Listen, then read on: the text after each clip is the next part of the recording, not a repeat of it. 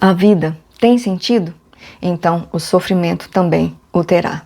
É que as pessoas esquecem que o sofrimento exterior as fazem crescer interiormente para além delas.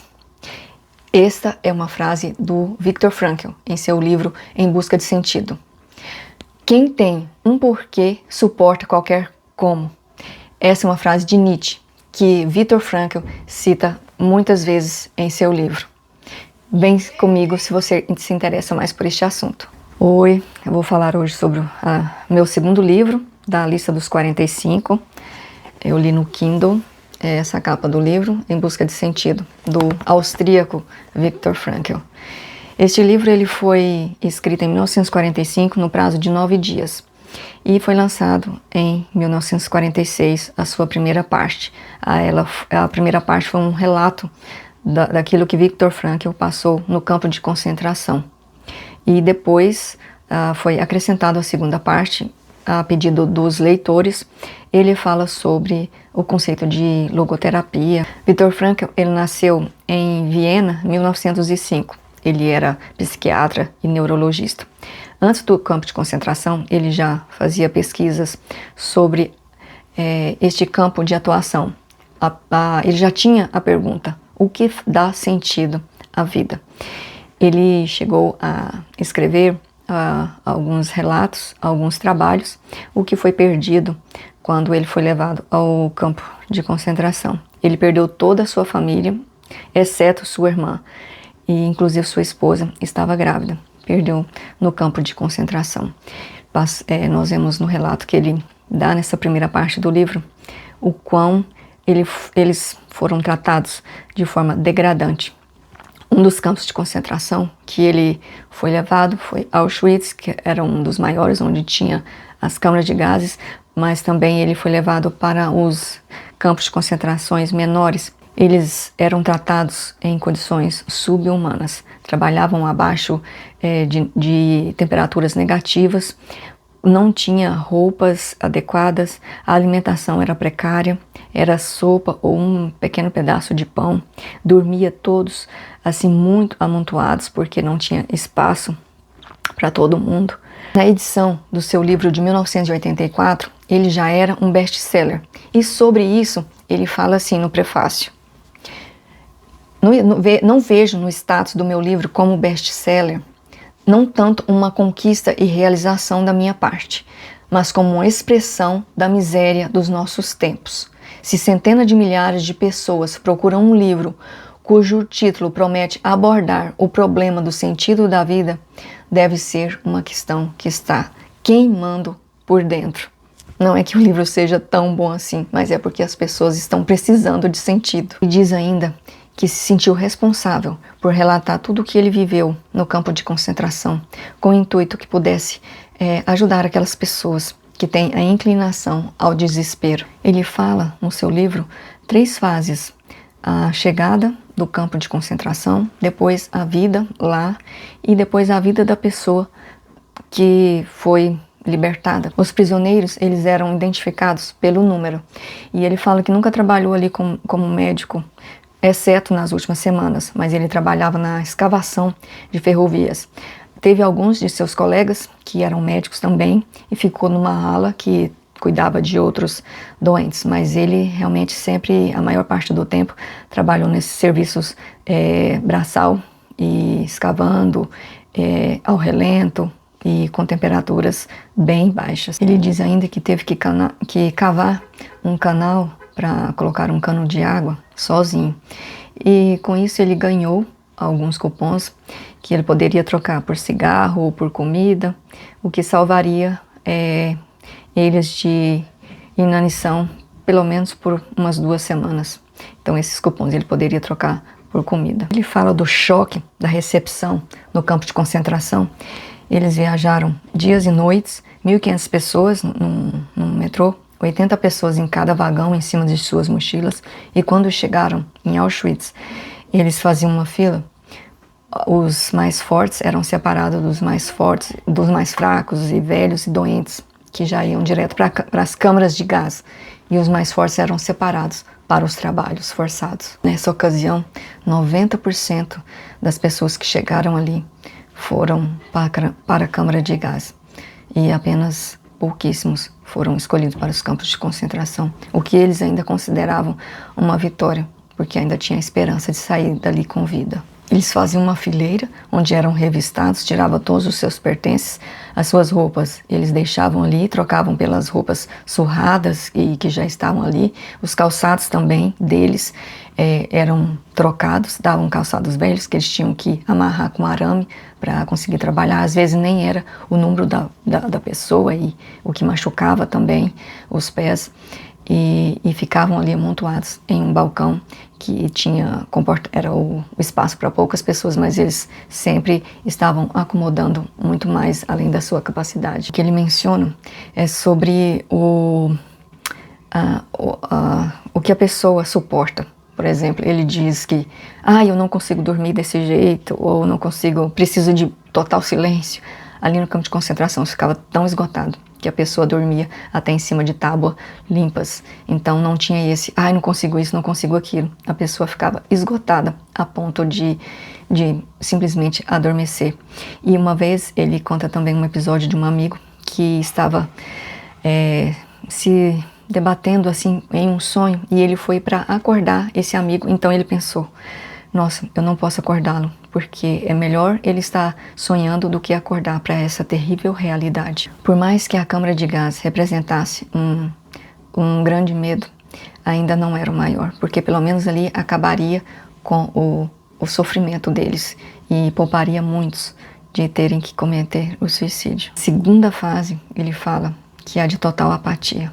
A pessoa perde a esperança e vai se consumindo por dentro. Saudade da família, a saudade do que já teve, se torna algo tão forte, que também serve para que a pessoa vai sendo consumida. No campo de concentração, ele diz que o espancamento acontece por razões ínfimas, ou nem precisa ter razão, tanto para adultos quanto para a criança. E a injustiça dói, ele diz que dói mais do que a dor física quando eles são espancados. Ele conta um episódio que ele estava cavando e debaixo de uma tempestade de neve. E ele ali tentando, para não sentir tanto frio, dando tudo de si para sentir menos frio. E quando ele para um pouco assim sobre a pá para respirar um pouco, o soldado imediatamente vira e vê ele parado ali por segundos e joga uma pedra sobre ele. Ele diz que fica não pela dor que sentiu, mas indignado com a injustiça que acontece. E até as crianças são punidas fisicamente também. A política era discutida ali diariamente entre eles, mesmo dando as suas opiniões, dos infiltrados ali que sabia de alguma coisa que estava acontecendo ou não, apenas para passar à frente o que ouviu. Esse religioso dos prisioneiros era ardente. Os recém-chegados ficavam até impressionados com tanta dedicação. Eles faziam alguns cultos, mesmo molhados e com fome, depois de um longo dia de trabalho, ainda tiravam um tempo para buscar forças em Deus. Tem um tópico no livro que fala assim: quando nada mais resta. É a parte onde ele fala que quando ele conversa com a esposa, a imagem dela, ele cria a imagem dela na cabeça e conversa com ela, a ver sorrir, ela responder, o olhar dela brilhar mais do que o sol que está nascendo. E aí é quando ele percebe. Eu vou ler aqui para vocês as palavras fiéis que ele diz aqui no livro.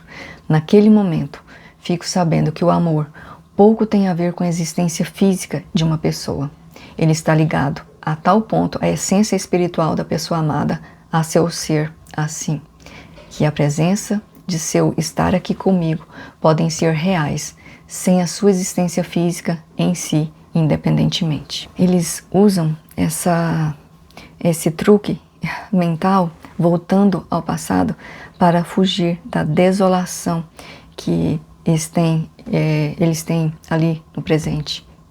O que ocupa a mente deles não são grandes coisas, grandes feitos, são coisas simples do cotidiano que sempre vem visitando a mente deles. Que um dia eles estavam todos cansados, com a sopa na mão e entra correndo um colega de cela, chamando todos eles desesperados, apenas para vir ver quão belo estava o pôr do sol. Então, um deles diz: "Ah, como o mundo poderia ser belo." Depois de vários relatos, ele cita uma frase de Dostoiévski, que "será que sou digno de meu sofrimento?" E ele disse que ficava ecoando essa frase na cabeça dele. E ele chega a uma conclusão, que sim, que várias daquelas pessoas ali foram dignas do seu sofrimento.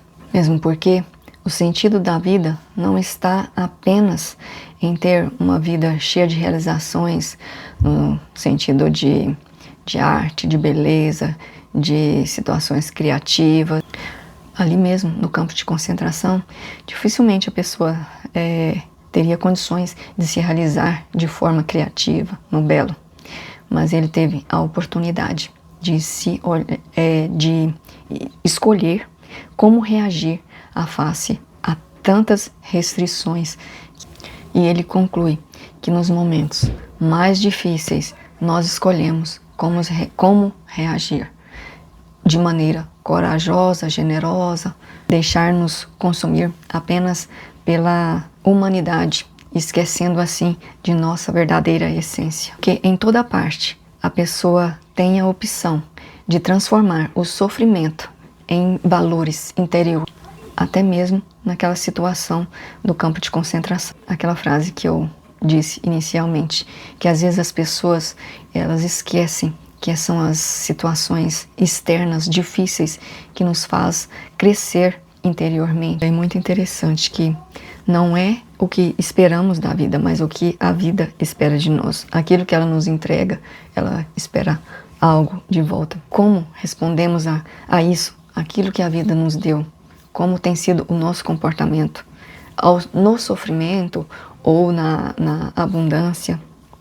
Como nós temos devolvido isso à vida? Um outro trecho do livro que ele diz assim: nenhum ser humano e nenhum destino pode ser comparado com o outro. Nenhuma situação se repete. E em cada situação, a pessoa é chamada a assumir uma outra atitude. Para sua situação concreta, ela exige que aproveite a oportunidade de realizar valores simplesmente vivenciando. Para concluir essa primeira parte do livro, contar a história que ele fala sobre dois homens que manifestou a intenção de suicídio. E conversando com eles, ele os instigou a pensar o que estaria esperando por eles. Um chegou à conclusão que estaria esperando por ele um filho, uma criança pequena que sonhava todos os dias com o pai. E isso deu uma motivação para ele conseguir perseverar. E o outro era uma obra que estaria esperando por ele, que sem ele não poderia ser concluída. E essa obra seria objeto de ajuda para muitas outras pessoas, o que também deu um renovo para essa segunda pessoa a continuar lutando. Eu estava gravando este vídeo e saí para fazer qualquer coisa, tirei o microfone, mas deixei o ponto aqui no celular. E voltei e continuei gravando e não percebi que estava sem o foninho. Sem o microfone. E gravei, quando eu fui editar, que eu vi que a segunda parte do livro ficou totalmente sem áudio. Então estou voltando aqui agora para falar sobre essa segunda parte do livro, que o Viktor Frankl, ele fala nessa segunda parte sobre a logoterapia, que foi uma psicoterapia que ele próprio desenvolveu. E a ideia central da logoterapia é achar sentido, não é buscar prazer ou poder, mas encontrar sentido para a vida, independente das circunstâncias, sejam elas a mais diversas ou a mais extremas que for. Ele cita 3 formas: criar algo, por exemplo, alcançar uma conquista pessoal, através também do trabalho. Um outro ponto que a logoterapia ela aborda é viver experiências como no amor, ou conexões com pessoas, com a natureza, apreciar o belo. E por último, a nossa atitude diante do sofrimento. Por mais que o sofrimento seja extremo, como foi o dele no campo de concentração, ele fala que nós temos como escolher, como reagir a esse sofrimento. A logoterapia, ela não promete eliminar a dor, mas o que ela faz é encontrar sentido, apesar da dor. Porque a dor, como eu já disse lá no início, ou o sofrimento, ele nos faz olhar para dentro. Viktor Frankl, através desse livro, ele nos desafia a encontrar sentido, a dar significado, mesmo nos momentos mais difíceis. Ele tem uma obra gigantesca, vários outros livros. Esse livro ele é muito rico, eu citei apenas algumas histórias que ele contou na primeira parte. Tem muitas outras que eu nem mencionei e vale muito a pena conhecer o livro, a leitura dele.